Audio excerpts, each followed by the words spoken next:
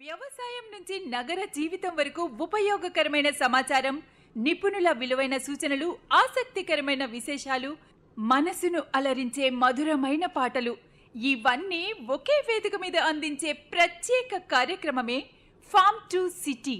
ఈ కార్యక్రమ ప్రాయోజితులు కేంద్ర వ్యవసాయ మరియు రైతు సంక్షేమ మంత్రిత్వ శాఖ, భారత ప్రభుత్వం.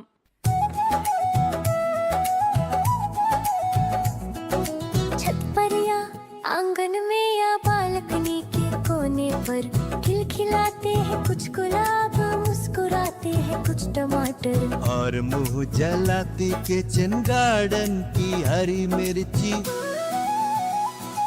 आ गया है, आ गया है farm to city, farm to city, farm to city, farm to city, farm to city, farm to city.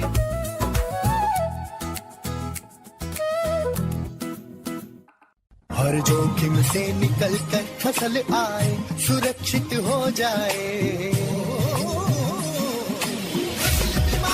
हर किसान अब आत्मनिर्भर हो जाए।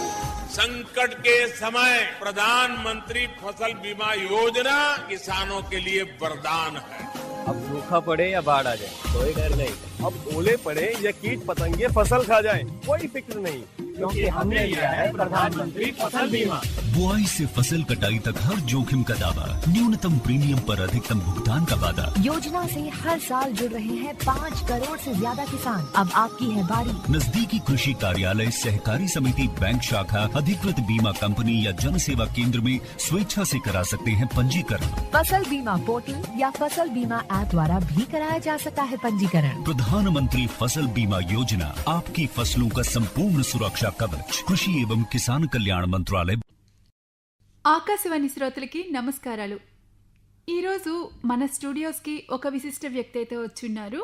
మన వంటింట్లో ఉండే ఆహారమే మన ఆరోగ్యానికి తొలి ఔషధం. నేటి జీవనశైలిలో పోషకాహార లోపాలే అవ్వచ్చు, జీవనశైలి వ్యాధులే అవ్వచ్చు, ఇవన్నీ కూడా పెరిగిపోతున్నాయి కదా. మరి మన చూపు సంప్రదాయ ఆహారాల మీద పడుతుంది. రుచి కంటే పోషకమే గొప్పది, అదే నిజమైన ఆరోగ్య సంపద అని అనుకుంటున్నాం ఇప్పుడు. పళ్ళెంలో చిరుధాన్యాలు ఉంటే జీవితంలో ఆరోగ్యం చిరకాలం ఉంటుంది అనేది కూడా ఒక నానుడు వచ్చేసింది. అలాంటి పోషక సంపదతో నిండిన చిరుధాన్యాల విశిష్టత, వాటి ఆరోగ్య ప్రయోజనాలు, రోజువారీ ఆహారంలో వాటిని మనం ఎలా చేర్చుకోవాలి అంటే మన పళ్ళెంలోకి ఎలా తెచ్చుకోవాలి చిరుధాన్యాలు అనేది మనకి తెలియజేయడానికి ప్రముఖ గృహ విజ్ఞాన శాస్త్రవేత్త శ్రీమతి సింగంపల్లి మీనాక్షి గారు మన స్టూడియోస్లో మనతో ఉన్నారు. సింగంపల్లి మీనాక్షి గారు బీసీటీ కేవీకే హరిపురంలో గృహ విజ్ఞాన శాస్త్రవేత్తగా పనిచేస్తున్నారు. ఈరోజు మనతో అయితే కనుక చాలా విషయాలు మీనాక్షి గారు పంచుతారు. చిరుధాన్యాలు, వాటి నుంచి ఉన్న ఆరోగ్యాన్ని ఎలా పొందాలి అవన్నీ కూడా చెప్తారు. నమస్కారం అండి మీనాక్షి గారు. నమస్కారం అండి. చిరుధాన్యాలు పాతకాలంలో అయితే కనుక పేదవారి ఆహారం అని భావిస్తూ ఉండేవాళ్ళం. ఇప్పుడు అదే సూపర్ ఫుడ్ అయిపోయిందనమాట. మరి ప్రపంచ వ్యాప్తంగా కూడా ఇవి గుర్తింపు పొందుతున్నాయి. ఈ మార్పుకి గల కారణం ఏంటంటారు? అసలు మిల్లెట్స్ సూపర్ ఫుడ్ ఎందుకు అయింది అంటే, మనకి మిల్లెట్స్లో అధిక ఫైబర్, ఎక్కువ ఫైబర్ ఉండటం వలన జీర్ణక్రియ మెరుగుపడుతుంది, ఎక్కువసేపు ఆకలి వేయదు, మరియు అందులో విటమిన్లు, మినరల్లు సమృద్ధిగా ఉండటం వలన మనం కాల్షియం, ఐరన్, మెగ్నీషియం, జింక్ వంటి పోషకాలు మన శరీరానికి సమృద్ధిగా అందుతాయి. మరియు తక్కువ గ్లైసెమిక్ ఇండెక్స్ ఉంటుంది. ఇంకా యాంటీ ఆక్సిడెంట్లు ఉండడం వల్ల మన కణాలను రక్షించడంలో సహాయపడుతుంది. గ్లైసెమిక్ ఇండెక్స్ అంటున్నారు మీరు, అంటే ఏంటి గ్లైసెమిక్ ఇండెక్స్ అంటే? గ్లైసెమిక్ ఇండెక్స్ అనేది ఒక సూచిక. అంటే మనం తీసుకునే సాధారణ ఆహారాల్లో పిండి పదార్థం విచ్ఛిన్నం చెంది గ్లూకోజ్గా మారి రక్తంలో కలుస్తుంది. అయితే ఆ గ్లూకోజ్ శరీరానికి శక్తిని అందిస్తుంది. పిండి పదార్థాలు ఎంత త్వరగా మరియు ఎంత ఎక్కువ పరిమాణంలో రక్తంలోని చక్కెర స్థాయిని పెంచుతాయో తెలియజేసే ఇండెక్స్ని మనం గ్లైసెమిక్ ఇండెక్స్ అంటాము. గ్లైసెమిక్ ఇండెక్స్ అనేది ఎక్కువ ఉండాలా, తక్కువ ఉండాలంటారా? గ్లైసెమిక్ ఇండెక్స్ అనేది సాధారణంగా తక్కువగా ఉండాలి. రోజు తినే అన్నంతో పోల్చినట్లయితే బియ్యంలో మనకి 77% గ్లైసెమిక్ ఇండెక్స్ ఉంటుంది. అదే మిల్లెట్స్తో పోలిస్తే ఊదలు రాగులలో 35-34% మనకి ఉంటుంది. అందువలన మన మిల్లెట్స్ తినటం వలన గ్లైసెమిక్ ఇండెక్స్ అనేది ఎప్పుడూ తక్కువగా ఉత్పత్తి అవుతుంది. దీని వలన మనకి ఎవరైతే డయాబెటిక్తో బాధపడుతున్నారో అటువంటి వాళ్ళకి ఇదొక అమృత ఆహారం. మీనాక్షి గారు, అంటే గ్లైసెమిక్ ఇండెక్స్ అనేది మనం రోజువారీ తినే ఈ బియ్యం ఇలాంటి వాటిలో ఎక్కువగా ఉంటుంది. కాబట్టి చిరుధాన్యాలు, ఊదలు, రాగులు ఇవన్నీ కూడా తినడం వల్ల గ్లైసెమిక్ ఇండెక్స్ తగ్గి మనలో ఈ డయాబెటీస్ లక్షణాలు అనేవి తగ్గుతున్నాయి. బాగుందండి. మరి చిరుధాన్యాలు ఇప్పుడు డయాబెటీస్ వాళ్ళు తీసుకోవచ్చు అన్న విషయాన్ని మాకు చెప్పారు. ఇంకా ఎవరెవరు తీసుకోవచ్చు? ఎందుకంటే డయాబెటీస్ రాకుండా కూడా నిర్మూలించుకోవచ్చా? అవునండి, మంచి ప్రశ్న అడిగారు. ఇప్పుడు మిల్లెట్స్ ఎవరు తీసుకోవచ్చు అని చూస్తే మిల్లెట్స్ని మనం అన్ని వయసు వారు తీసుకోవచ్చు. ఎందుకంటే ఇందులో అధిక పీచు, కాంప్లెక్స్ కార్బోహైడ్రేట్స్, ప్రోటీన్లు మరియు విటమిన్లు, మినరల్స్ ఉంటాయి. అందువలన వీటిని పోషక ధాన్యాలు అంటాం. సమతుల్య ఆహారంలో భాగంగా దాదాపు అన్ని వయసు వారు తీసుకోవచ్చు. అయితే వయస్సు, ఆరోగ్య పరిస్థితి, శారీరక శ్రమ మరియు పోషక అవసరాలను అనుగుణంగా పరిమాణాన్ని నిర్ణయించాలి. చిరుధాన్యాలు అన్ని వయసు వారు కూడా తీసుకోవచ్చు అంటున్నారు. ఎలా వయసు వారీగా మాకేమన్నా చెప్పగలుగుతారా? చెప్తానండి. ఇప్పుడు మనం ఉదాహరణకు 30 సంవత్సరాల ఒక వ్యక్తిని తీసుకుందాం. అదే వ్యక్తి ఎక్కువ పని చేసేవాళ్ళు అవ్వచ్చు, అంటే శారీరక శ్రమ ఎక్కువగా ఉంటుంది. మరికొందరు ఇంట్లో పనిచేసే ఆడవాళ్ళు కానీ, కాలేజ్కి వెళ్ళే పిల్లలు కానీ వాళ్ళు మధ్య రకం ఉంటారు. అంటే వాళ్ళకి పని అంత ఎక్కువగా ఉండదు, శారీరక శ్రమ ఎక్కువ ఉండదు. మరియు మూడో రకం చూసినట్లయితే వాళ్ళు అసలు శారీరకంగా శ్రమ ఉండదు. అంటే ఫర్ ఎగ్జాంపుల్ మనం ఇప్పుడు ఒక సాఫ్ట్వేర్ వర్కర్స్ని తీసుకుందాం. వాళ్ళకు ఎక్కువగా అసలు శారీరక శ్రమ అనేది ఉండదు. సో అటువంటప్పుడు ఇది చేసే పనిని బట్టి తీసుకోవాల్సి వస్తుంది. ఎక్కువ శ్రమ ఉన్న వాళ్ళు 2 కప్పులు మిల్లెట్లు తీసుకుంటే, మధ్యస్థంగా పని చేసేవాళ్ళు 1.5 కప్పులు తీసుకోవాలి. అదే సాఫ్ట్వేర్ వర్క్ చేసేవాళ్ళు, ఎక్కువ శారీరక శ్రమ లేని వాళ్ళు మాత్రం 1 కప్పు తీసుకుంటే సరిపోతుంది. మరి బియ్యంతో పోలిస్తే చిరుధాన్యాలు ఏ విధంగా తీసుకోవాలి? బియ్యంతో పోల్చినట్లయితే మనం బియ్యం 2 కప్పులు ఒక 200 గ్రామ్స్ తీసుకున్నాం అనుకోండి. అదే మిల్లెట్స్ అయితే 120 గ్రామ్స్ తీసుకుంటే సరిపోతుంది. ఇది మొత్తం మనం ఎప్పుడు ఒకరు చెప్పారు కదా, ఒక ఏజ్ బట్టి కూడా తీసుకోకూడదు. వాళ్ళకుండే ఆరోగ్య పరిస్థితి కూడా క్యాలిక్యులేట్ చేసుకొని మనం తీసుకోవాల్సి వస్తుంది. అది కడుపు నిండిపోయినట్టుగా కూడా ఉంటుంది కాబట్టి త్వరగా ఆకలి వేయదు అని కూడా నేను విన్నాను. అదెంతవరకు నిజం? నిజమండి. ఎందుకంటే మిల్లెట్స్లో ఎక్కువ ఫైబర్ ఉంటుంది. ఆ ఫైబర్ ఇంకా గ్లైసెమిక్ ఇండెక్స్ ఏమవుతుంది అంటే రక్తంలో తక్కువగా గ్లూకోజ్ అనేది రిలీజ్ చేస్తూ ఉంటుంది. దానివల్ల ఏంటి అంటే మనకి ఎక్కువగా షుగర్స్ లెవెల్స్ మన బ్లడ్లో రిలీజ్ అవుతాయో వెంటనే మనకి ఆకలి వేసినట్టు అనిపిస్తుంది. తక్కువగా రిలీజ్ అవ్వడం మూలాన మనకి ఆకలి త్వరగా వేయదు. ఇదే మిల్లెట్స్ తీసుకోవడానికి కారణం. చిరుధాన్యాలు తీసుకుంటే కనుక మన బ్లడ్లో ఆ గ్లూకోజ్ అనేది నెమ్మదిగా రిలీజ్ అవుతూ ఉంటుంది. దానివల్ల త్వరగా ఆకలి కూడా వేయదు అని చెప్తున్నారు. చాలా బాగుందండి. మరి చిరుధాన్యాలు ఎవరు తీసుకోవచ్చు అనే దానికి వివరించారు. మరి ఇప్పుడు అంటే గర్భిణీ స్త్రీలు ఉంటారు, అలాగే చిన్నపిల్లలు ఉంటారు, వాళ్ళు కూడా ఎలా తీసుకోవాలి ఏంటి మాకు క్లుప్తంగా చెప్పండి. తప్పకుండా అండి. చిన్నపిల్లల్లో తీసుకున్నట్లయితే శిశువులు మరియు పిల్లలు అంటే 6 నెలల తర్వాత పిల్లలకి మనం అనుబంధ ఆహారం అందిస్తాం. ఆ టైంలో వాళ్ళకి ఉప్మా వంటి వంటకాలు మరియు నోట్లో పెడితే వాళ్ళు నమలలేరు కాబట్టి మింగడానికి మృదువైన ఆహారంలా ఉండేలాగా మనం తయారు చేసి పెట్టవచ్చు. జావా, మాల్ట్, పోరేజ్ లాగా పెట్టవచ్చు. ఇక యుక్త వయసు బాలికలు, అడాలసెంట్ గర్ల్స్కి వస్తే మనకి ఆ దశలో వాళ్ళకి ఎక్కువగా ఐరన్, కాల్షియం మరియు ప్రోటీన్ అవసరం పెరుగుతుంది. అందువలన మిల్లెట్లు ఈ పోషకాలను అందించడంలో సహాయపడుతుంది. ముఖ్యంగా రాగిలో కాల్షియం, సజ్జలో ఐరన్ మంచి మూలాలుగా పనిచేస్తాయి. గర్భిణీల విషయానికి వస్తే వైద్యుడు లేదా నమోదిత డైటీషియన్ సూచించిన సమతుల్య ఆహారంలో భాగంగా మిల్లెట్స్ని చేర్చవచ్చు. ఇవి పీచు పదార్థం, ఖనిజ లవణాలు మరియు శక్తిని అందిస్తాయి.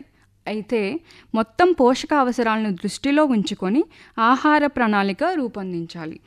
వృద్ధుల విషయంకి వస్తే వాళ్ళకి సులభంగా జీర్ణమయ్యే విధంగా వండిన మిల్లెట్లు పీచు పదార్థం అందించే జీర్ణ వ్యవస్థ ఆరోగ్యానికి తోడ్పడతాయి.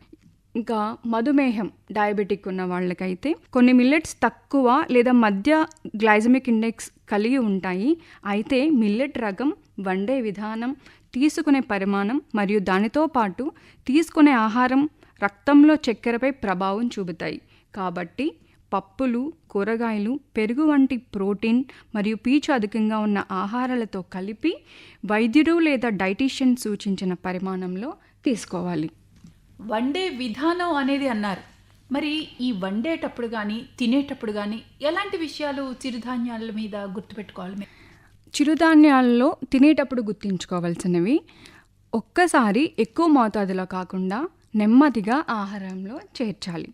తగినంత నీరు తాగాలి, ఎందుకంటే మిల్లెట్లో ఎక్కువ ఫైబర్ ఉంటుంది కాబట్టి తగినంత వాటర్ తీసుకోవాలి. ఎందుకంటే కొంతమందికి అజీర్ణం అవుతుంది. అజీర్ణం అవ్వడం వల్ల గ్యాస్ట్రిక్ ఇటువంటివి వచ్చే అవకాశాలు ఉంటాయి. అందుకని ఎవరైతే మొదట్లో స్టార్ట్ చేస్తున్నారో వాళ్ళు కొంచెం కొంచెంగా, అంటే ఒక రోజులో ఏదో ఒక పూట, ప్రిఫరబ్లీ మధ్యాహ్నం అయితే కొంచెం మంచిది. ఎందుకంటే మధ్యాహ్నం తర్వాత మనకు కొంచెం యాక్టివిటీస్ ఎక్కువగా ఉంటాయి కాబట్టి డైజెషన్ ప్రాబ్లం ఉండదు, జీవక్రియ ఎక్కువ జరుగుతుంది. ఎస్, అవునండి. తర్వాత అలా పెరిగే కొద్దీ ఉదయం అల్పాహారంగా, మధ్యాహ్నం భోజనంలో, రాత్రులు అలా పెట్టుకొని జొన్నలతో రోటీలాగా ప్లాన్ చేసుకొని తినటం చాలా మంచిది. కానీ ఒకటేసారి మాత్రం ఎక్కువ మోతాదులో తీసుకోకూడదు. చిరుధాన్యాల గురించి ఇప్పటివరకు మాకు చాలా విషయాలు చెప్పారు. మరి ఎక్కువగా చిరుధాన్యాల్ని రాత్రే నానబోసుకోవాలి ఇలా చెప్తూ ఉంటారు. అసలు ఎందుకని చిరుధాన్యాల్ని రాత్రులే నానబెట్టంటే మినిమమ్, అంటే ఉదయం మనం వండుకుంటా ఉంటే రాత్రులు నానబెట్టాలంటారు, అంటే మినిమం 6 to 8 hours నానాలి అని అంటారు. ఎందుకని అంటారు? ఎందుకనంటే అండి, ఇప్పుడు మిల్లెట్స్ని వండే ముందు 6 నుంచి 8 గంటలు నానబెట్టడం వల్ల వాటిలో సహజంగా ఉండే ఫైటిక్ యాసిడ్ పరిమాణం తగ్గుతుంది. ఫైటిక్ యాసిడ్ అనేది ఇనుము, జింక్, కాల్షియం వంటి ఖనిజాలను శరీరం గ్రహించకుండా చేసే ఒక యాంటీ న్యూట్రిషనల్ ఫ్యాక్టర్. నానబెట్టడంప్పుడు గింజలు నీటిని పీల్చుకొని మొలకెత్తే ప్రక్రియ ప్రారంభమవుతుంది. ఈ దశలో ఫైటేజ్ వంటి ఎంజైమ్లు చురుకుగా పనిచేసి ఫైటిక్ యాసిడ్ను విచ్ఛిన్నం చేస్తాయి. సో అందువలన మిల్లెట్స్ అనేది ముందుగా నానబెట్టాలి. అయితే కొన్ని మిల్లెట్స్ అనేవి 6 నుంచి 8 గంటలు, జొన్నలు, ఊదలు లాంటివి మనకి 8 నుంచి 12 గంటలు నానబెట్టచ్చు. అంతకంటే ఎక్కువగా నానబెడితే మనకి ఫెర్మెంటేషన్ జరుగుతుంది. మన ఇండియన్ టెంపరేచర్ కండిషన్స్ని బేస్ చేసుకొని మన రూమ్ టెంపరేచర్లో 12 గంటల కంటే ఎక్కువ మనం నానబెట్టినట్లయితే అనవసర బ్యాక్టీరియా ఫామ్ అవుతుంది. దానివల్ల మిల్లెట్స్లో ఉండే కొన్ని వైటమిన్ బి అనేవి కూడా నీటితో పాటు బయటికి పోవచ్చు. అందుకని నిర్ణీతంగా 6 నుంచి 8 గంటలు నానబెడితే మనకి సరిపోతుంది. కొన్ని మిల్లెట్స్ అయితే కనుక 8 నుంచి 12 గంటల వరకు సరిపోతుంది. చాలా మంచి విషయం చెప్పారండి. అంటే ఈ ఫైటిక్ యాసిడ్ గురించి, అది మిల్లెట్స్లో నానబెట్టకపోతే గ్రహించకపోవడం, అంటే కొన్ని విటమిన్లు అవి మన బాడీ గ్రహించదు అనే విషయం చాలా బాగా చెప్పారండి. ఇప్పటి వరకు మీరు చిరుధాన్యాల గురించి అయితే ఈ పోషక లభ్యత అనేది మొత్తం అంతా చెప్పారు. మరి రెసిస్టెంట్ స్టార్చ్ అని ఇందాక అన్నారు, అంటే ఏంటంటారు? రెసిస్టెంట్ స్టార్చ్ అనేది పిండి పదార్థం. అంటే నార్మల్గా మనకి ప్రతి ఒక్క బియ్యంలో కానివ్వండి, మిల్లెట్స్లో కానివ్వండి స్టార్చ్ ఉంటుంది. కానీ మిల్లెట్స్లో ప్రత్యేకంగా రెసిస్టెంట్ స్టార్చ్ అని ఒక ప్రత్యేక రకం. సాధారణంగా మనం తిన్న స్టార్చ్ చిన్న ప్రేగుల్లో జీర్ణమై గ్లూకోజ్గా మారుతుంది. కానీ రెసిస్టెంట్ స్టార్చ్ మాత్రం చిన్న ప్రేగులలో జీర్ణం కాకుండా పెద్ద ప్రేగులకు చేరుతుంది. అక్కడ ఉపయోగకరమైన పేగు సూక్ష్మజీవులు దీనిని ఫెర్మెంటేషన్ ద్వారా విచ్ఛిన్నం చేస్తాయి. ఈ ప్రక్రియలో ఒక షార్ట్ చైన్ ఫ్యాటీ యాసిడ్ అనేది ఒక ప్రాసెస్ జరుగుతుంది. ముఖ్యంగా బ్యూటరేట్ ఉత్పత్తి అవుతుంది. ఈ బ్యూటరేట్ అనేది పేగు కణాలకు ప్రధాన శక్తి వనరులుగా పనిచేసి పేగు ఆరోగ్యాన్ని మెరుగుపరుస్తుంది. పెద్ద ప్రేగుల్లో రెసిస్టెంట్ స్టార్చ్ను మంచి బ్యాక్టీరియా కిణ్వం చేసి షార్ట్ చైన్ ఆమ్లాలుగా ఉత్పత్తి చేసి బ్యూటరేట్, ఎసిటేట్ అండ్ ప్రొపియోనేట్ అనే కొన్ని ఎంజైమ్స్ని రిలీజ్ చేస్తుంది. దీనివల్ల ఎవరికైతే పేగు సంబంధిత వ్యాధులు ఇట్లాంటివి ఉంటాయో అటువంటి వాళ్ళకి ఈ మిల్లెట్స్ తీసుకోవడం వల్ల చాలా మంచిగా తక్కువగా తగ్గడం స్టార్ట్ అవుతుంది. అంటే పేగు సంబంధిత వ్యాధులు కూడా మిల్లెట్స్ తీసుకోవడం ద్వారా తగ్గించుకోవచ్చు అని చెప్తున్నారు. అవునండి. ఇంత అంటే టెక్నికాలిటీ కూడా ఉంది. అవును, తగ్గించే స్వభావం వాటికి ఉంది. అవును. బాగుందండి, చాలా మంచి విషయాలు చెప్పారు. మరి అలాగే కొన్ని చిరుధాన్యాలు వాటిని ఏ విధంగా తయారు చేసుకోవాలి అంటే ఫుడ్ ఈజీగా తయారు చేసుకునే విధానాలు అవినా మాకు చెప్తారా?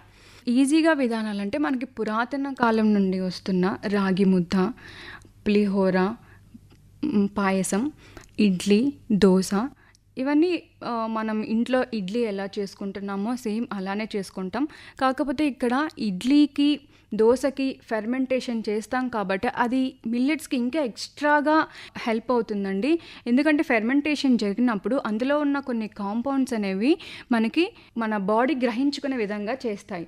అందువలన మిల్లెట్స్లో కొన్ని ఇప్పుడు నేను ఇందాక చెప్పినట్లు నానబెట్టడం వల్ల మనకి మెగ్నీషియం, కాల్షియం, ఐరన్ అనేది అబ్జార్ప్షన్ నానబెట్టకుండా తినే మిల్లెట్స్లో అబ్జార్ప్షన్ 40 నుండి 50% ఉంటే నానబెట్టిన తర్వాత తిన్న మిల్లెట్స్లో 50 నుంచి లేదా 70 వరకు ఉంటుంది.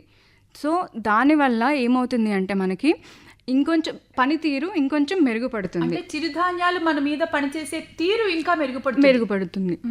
బాగుందండి. మరి అయితే గనక మీరు సజెస్ట్ చేసే చిరుధాన్యాలతో తయారు చేసుకునే ఫుడ్స్ అయితే గనక ఇడ్లీ, దోశ అంటే ఫర్మెంటెడ్ అయితే గనక మనకి ఇంకా కూడా బాడీకి చాలా మంచిది జరుగుతుంది.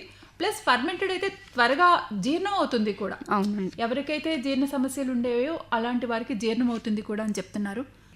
చాలా బాగుందండి. చాలా చక్కగా చెప్పారు మీనాక్షి గారు. మరి చిరుధాన్యాలు కేవలం ఒక ఆహారం మాత్రమే కాదు, ఆరోగ్యవంతమైన జీవనానికి బలమైన పునాది అని విలువైన సూచనలు మాకు వివరించారు. సమతుల ఆహారం, ఆరోగ్యకరమైన జీవనశైలికి చిరుధాన్యాల ప్రాధాన్యాన్ని శ్రోతలకి చాలా చక్కగా శ్రీమతి సింగంపల్లి మీనాక్షి గారు, బీసీటీ కేవీకే హరిపురం శాస్త్రవేత్త, చాలా చక్కగా వివరించారు. చిన్న మార్పులతోనే పెద్ద ఆరోగ్యాన్ని సొంతం చేసుకోవచ్చు.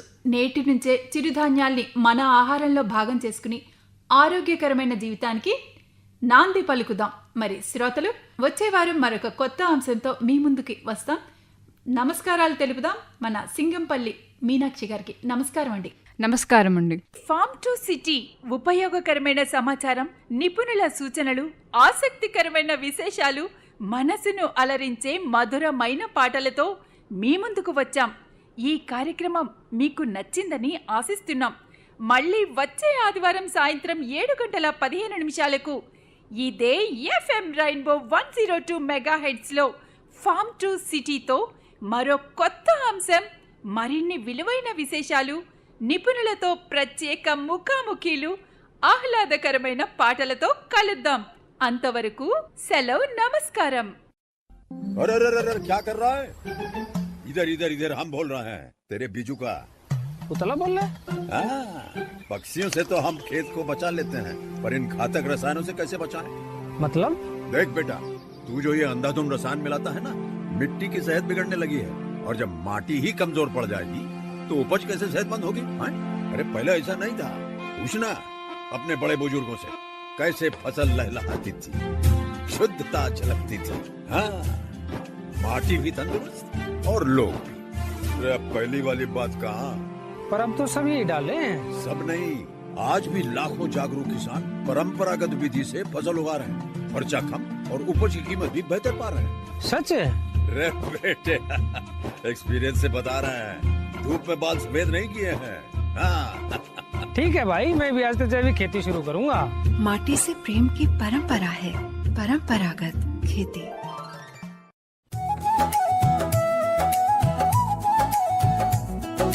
छत पर या आंगन में या बालकनी के कोने पर खिलखिलाते हैं कुछ गुलाब, मुस्कुराते हैं कुछ टमाटर, और मुंह जलाती किचन गार्डन की हरी मिर्ची। आ गया है, आ गया है farm to city, farm to city, farm to city, farm to city, farm to city, farm to city.